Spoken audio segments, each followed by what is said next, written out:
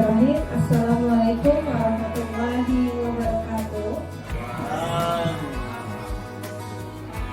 Alhamdulillahirrahmanirrahim. Puji syukur kepada Allah Subhanahu wa Ta'ala yang telah memberikan rahmat kepada kita semua sehingga kita bisa hadir kembali hari ini untuk melaksanakan aktivitas seperti ini. Terima kasih sebelumnya saya ucapkan kepada Bapak Ibu hadirin yang sudah menyempatkan waktunya dengan berbaik hati untuk memberi kesempatan kepada kami, saya dan Pak Taufan untuk menyampaikan diseminasi atau penyerapan aksi nyata terkait dengan budaya positif, yang mana budaya positif ini dalam lingkungan sekolah kita kalau kita lihat belakangan sangat-sangat perlu perhatian seperti itu. Nah, jadi dari apa yang kami dapatkan terkait dengan budaya positif, insya Allah kedepannya bisa menjadi alternatif solusi bagi kita dalam penyelesaian budaya positif di sekolah.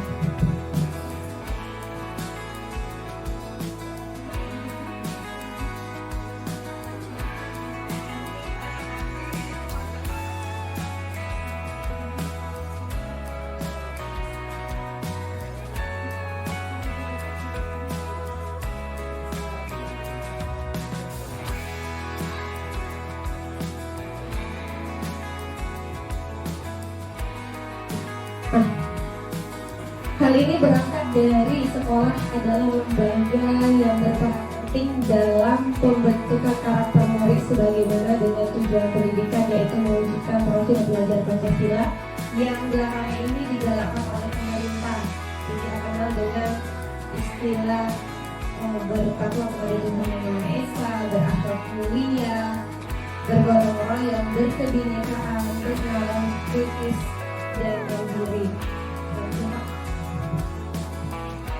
Dalam hal ini kita memiliki tujuan yang pertama, menerapkan budaya positif di sekolah sehingga dapat menumbuhkan karakter baik pada murid yang sesuai dengan profil pelajar Pancasila. Yang kedua, menjadikan bekal pengalaman belajar bagi murid dan menunjukkan murid itu memiliki kepedulian, mampu untuk mengontrol diri sendiri dan orang lain, menjaga motivasi agar semangat dalam mengikuti proses pembelajaran di sekolah. Nah, sejalan dengan itu, tujuan pembelajaran ini, tujuan daripada budaya positif ini bisa kita ukur dengan terbentuknya keyakinan kelas. Nah, keyakinan kelas ini mungkin istilahnya masih baru sama kita, cuma sebenarnya dalam penerapan keseharian di sekolah kita ini sudah sering atau kita kenal dengan peraturan kelas. Nah, tapi selama ini kalau peraturan kelas itu kita kenalnya dengan misalnya satu peraturan langsung kita kenakan sanksi gitu. Misalnya kalau lari-lari di dalam kelas nanti hukumannya apa? Misalnya mengerjakan tugas 10 halaman, nah, seperti itu. Dan kita kenal dengan istilah itu. Selanjutnya, murid dan guru konsisten dalam menjalankan keyakinan kelas yang sudah disepakati. Jadi keyakinan kelas ini tidak hanya bersumber dari guru yang membuat, melainkan dalam prosesnya nanti keyakinan kelas itu dibentuk antara murid dengan guru bersamaan. Dan itu tidak hanya wali kelas saja di sini, melainkan juga guru bidang studi. Nah, artinya setiap guru itu memiliki kesepakatannya sendiri dengan masing-masing kelas. Nah, jadi tidak hanya wali kelas saja selama ini, sehingga guru bidang studi tinggal mengikuti aja yang sudah dibuat wali kelasnya. Sekarang tidak. Jadi guru bidang studi berhak membuat kesepakatannya sendiri dengan kelas yang diambilnya. Yang ketiga, adanya karakter baik dalam diri murid seperti kemandirian, tanggung jawab, percaya diri, dan saling menghargai saat kegiatan pembelajaran berlangsung. Nah, ini pasti harapan bersama kita semua dari Bapak Ibu. Selanjutnya, di sini ada perubahan paradigma belajar. Yang pertama, pembelajaran dirancang berdasarkan pembelajaran yang berdiferensiasi agar murid dapat belajar sesuai dengan kebutuhan mereka sehingga dapat terwujud profil pelajar Pancasila. Nah, Berdiferensiasi ini kembali lagi istilah baru bagi kita, cuman saya yakin dari apa yang sudah kita belajar dan hal ini Bapak Ibu sudah sedikit banyak bahwa nanti dalam implementasinya di kelas, penerapannya di RPP, kita tidak hanya menggunakan satu teknik, satu metode dalam mengajari siswa kita. Kita sesuaikan dengan kebutuhan murid. Bagaimana caranya? Yaitu dengan mengawalinya dengan yang istilahnya diagnostik, ya, atau kalau di katakan dokter sama pasien, kan dia mendiagnosa apa penyakitnya, obat yang dibutuhkan apa. Dan ternyata kita dulu juga demikian. Kita identifikasi, kita cari tahu penyakit atau kebutuhan sesuai kita apa, baru kita kasih resep. Resepnya berupa apa? Yaitu pengajaran yang sesuai dengan kebutuhan masing-masing peserta didik. Selanjutnya, nah ini sebuah pengibaratan, guru itu ibarat petani. Kenapa kita ambil contoh demikian? Karena perbandingannya dengan hidup tumbuh-tumbuhan seorang petani dalam hakikatnya sama kewajibannya dengan seorang pendidik yang menanam padi misalnya, hanya dapat menuntun tumbuhnya padi. Ia dapat memperbaiki kondisi tanah, memelihara tanaman padi, memberi pupuk dan air, membasmi ulat-ulat atau jamur yang mengganggu hidup tanaman padi dan lain sebagainya. Jadi sama seperti seorang petani itu hanya tugasnya menanam, merawat, ya. Tapi untuk masalah hasilnya itu dikembalikan lagi ke padinya. Nah, kita hanya bisa memberikan treatment seperti itu. Jadi ketika kita memberikan treatment atau pengajaran yang baik, insya Allah muridnya juga menghasilkan output yang kita harapkan. Tapi kalau misalnya tidak tepat, contohnya saja peserta didik kita yang tidak pandai membaca. Dalam penerapannya di kelas kita paksa dia membaca, mengerjakan soal-soal yang sesuai dengan kemampuan teman yang pandai membaca juga. Nah, apakah hasilnya sama? Otomatis tidak. Karena perbandingannya metode ini cocok untuk temannya yang pandai membaca, tidak cocok untuk untuk anak yang tidak pintar membaca seperti itu.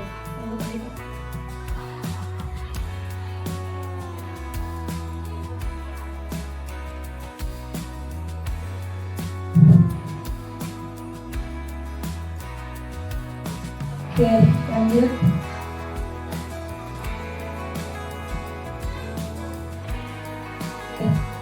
Ini ada sebuah teori pilihan atau istilahnya choice theory. Yang pertama, ilusi guru mengontrol murid, ilusi penguatan positif, didikan positif, efektif dan bermanfaat, dan ilusi kritik yang membuat murid merasa bersalah dalam menyelesaikan praktek, dan ilusi organisasi melihat untuk merasa. Nah, selama ini kita berpikir bahwasanya guru memiliki kuasa penuh terhadap murid. Dia harus mengikuti apa yang kita sampaikan, harus nurut, kita ngomong A ya harus A. Nah, dari 4 teori ini semua terpatahkan bahwasanya kita sebagai orang tua, khususnya guru, hanya berkewajiban untuk menuntun, menunjuki jalan dengan cara-caranya. Nah, kita tidak punya kewajiban untuk mengontrol mereka mau jadi seperti apa. Sama kayak kita ajarkan ayam untuk bisa berenang, bebek untuk bisa terbang tinggi, itu nggak bisa. Masing-masing punya kriterianya. Jadi kita tidak bisa lagi mengontrol perasaan berkuasa terhadap mereka, hanya cukup memberitahu jalannya ini. Memang pertama saya baca modul ini sedikit bertentangan, karena nggak mungkin gitu. Kita nggak bisa membiarkan anak begitu aja tanpa adanya posisi kontrol dari kita gitu, pengawasan dan sifat memaksa. Karena selama ini memtanya anak itu dengan cara memaksa, ya kan Bu? Ya, kerjakan itu, kalau nggak kamu kerjakan nanti nilai kamu saya kurangi. Nah, iya Bu, ya saya kerjakan. Tapi kita hanya memperoleh hasil kerjanya, sementara jiwa anak itu kosong, nggak dapat apa-apa, nggak dapat nilai yang seharusnya dia dapatkan gitu. Nilai di sini bukan nilai 80, 100, melainkan karakter diri, tanggung jawabnya, kemampuan dia untuk berpikir kritisnya, dan seterusnya.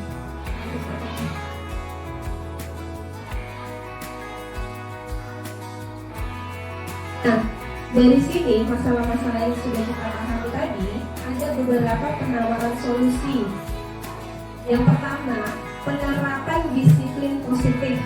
Nah, yang kedua, motivasi perilaku manusia, keyakinan kelas, posisi kontrol dan restitusi.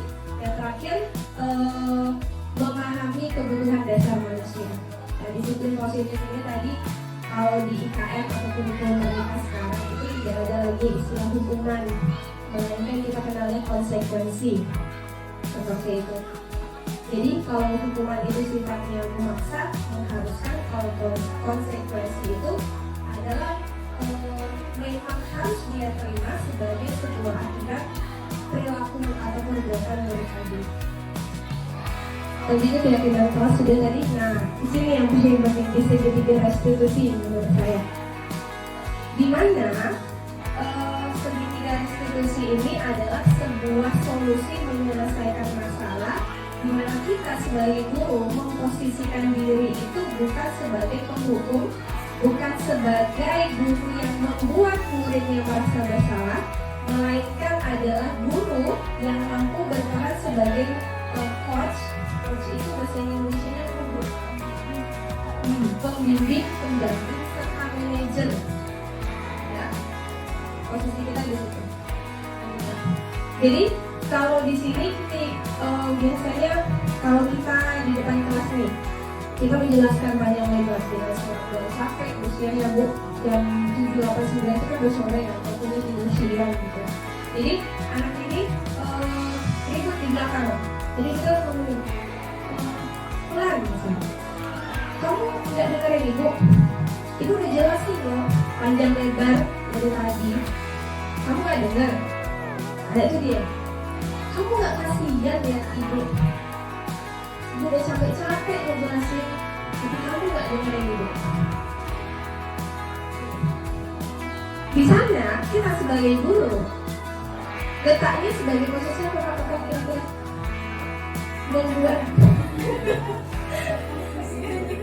membuat siswa kita merasa bersalah. Nah, jadi dalam hatinya itu timbul rasa ya kalau dia belajar gitu kan. Ada lagi misalnya kita buat peraturan, siswa tidak boleh pakai sepatu putih. Kalau ke sekolah wajib warna hitam. Itu kemarin tuh ada satu sepatu warna apa tuh Pak Ramdan? Merah ya? Punyanya Sophie, sampai sekarang di belakang meja saya. Nah, kamu tidak boleh menggunakan sepatu warna merah hitam, harus warna hitam polos. Ini melanggar peraturan. Kalau kamu melanggar peraturan, silakan copot sepatu kamu. Panggil orang tua kamu sini, baru saya kasih itu sepatu. Jadi sekarang saya pakai sepatu apa Bu? Kira-kira. Ya udah, kamu nggak usah pakai sepatu. Seperti itu. Nah, kalau posisi seperti itu Bapak Ibu, kita menempatkan diri kita sebagai seorang guru yang menghukum siswa. Jadi dampaknya ke siswa tadi, satu, siswa tadi merasa nggak pede untuk keluar kelas misalnya, atau siswa tadi merasa kecewa dengan dirinya, merasa dirinya tidak berguna. Saya sudah diberitahu kenapa saya nggak paham seperti itu. Tapi mungkin ada satu solusi. Yang pertama, menempatkan posisi guru itu pada posisi coach dan manajer. Coach dan manajer ini meminta kita untuk lebih berkomunikasi kepada siswa dengan cara satu, tidak marah-marah. Bisa nggak kira-kira? Nggak marah-marah. Possible ya kayaknya.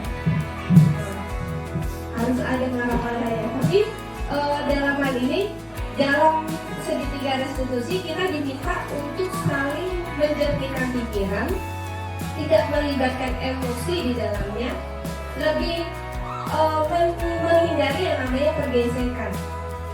Di awal treatmentnya kita berusaha menenangkan siswa, mengajak siswa untuk menyadari apa kesalahannya, mengapa dia dipanggil, komunikasi yang lebih ke dari hati ke hati. Kita harus dipanggil support.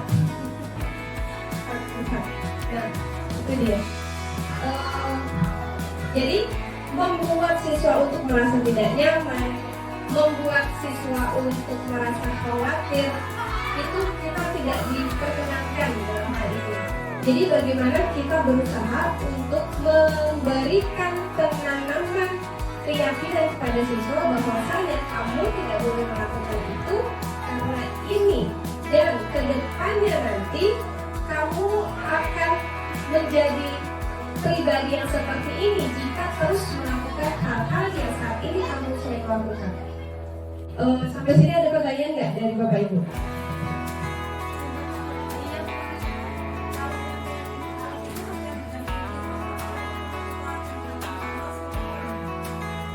Oke.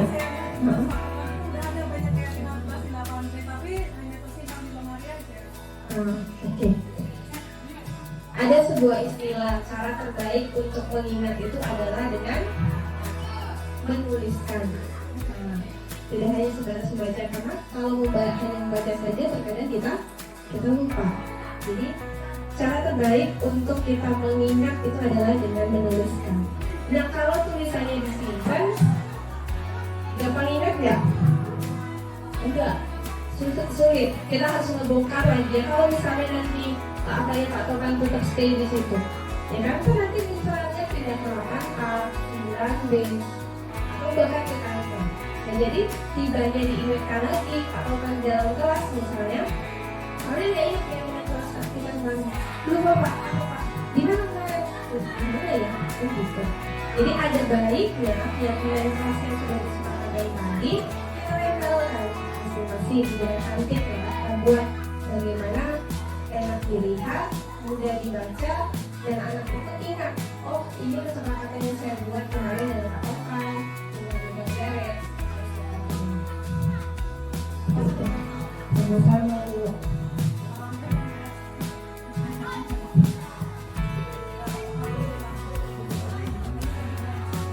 Oke.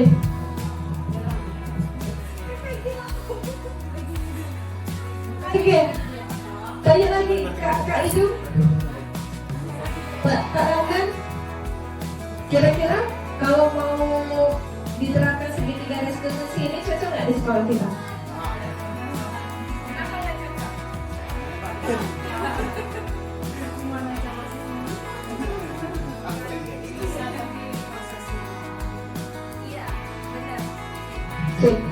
Benar.